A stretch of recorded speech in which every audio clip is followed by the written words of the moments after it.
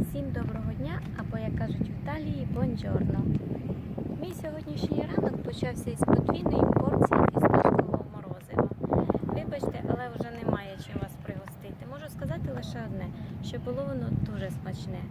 Зараз я знаходжуся у порту і скажу, що таке враження, місто ніби спить.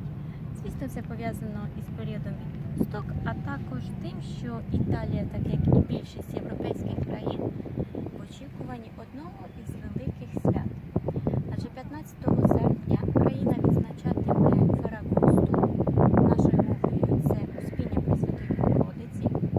Тому більшість місцевих жителів виїжджають до моря, організовують походи в гори, також проводять цей день зазвичай в колі рідних, близьких, друзів.